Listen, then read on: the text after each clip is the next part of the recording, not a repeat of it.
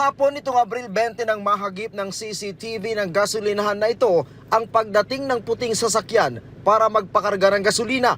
Nang matapos, agad humarurot papalayo ang sasakyan. Sa bilis ng pangyayari, natulala na lang ang gas attendant. Ayon sa PNP, isa na namang gas and run ang insidente. Kinabukasan, nahuli din ng mga pulis ang driver ng kotse at isang kasamahan pa nito. Sinimulan na ring tugisin ng PNP ang isa pa sa kasamahan ng mga suspect.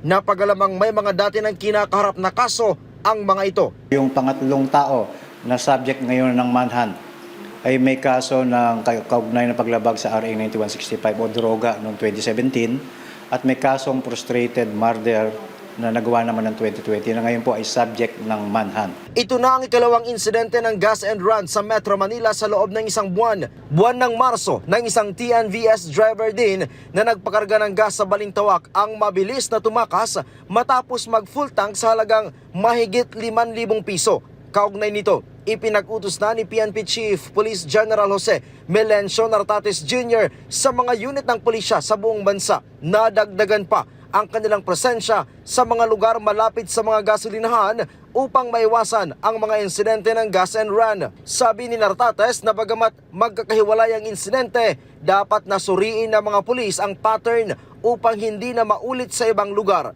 Kailangan din aniyang palakasin ang koordinasyon ng pulisya sa mga local government unit at mga establishmento para palakasin ang CCTV coverage at pagbutihin ang real-time reporting systems upang maiwasan ang posibleng pagdami ng katulad na krimen. Hindi po palulusutin ng PNP ang ganitong uri ng mga panlalamang sa ating mga kapwa.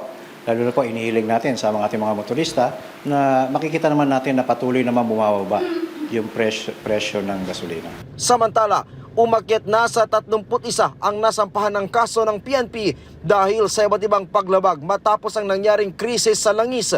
Kabilang sa mga kasong ito ay hoarding, profiteering at iba pa, habang 77 naman ang naarestong suspect. Ryan Lisiges para sa Pambansang TV sa Bagong Pilipinas.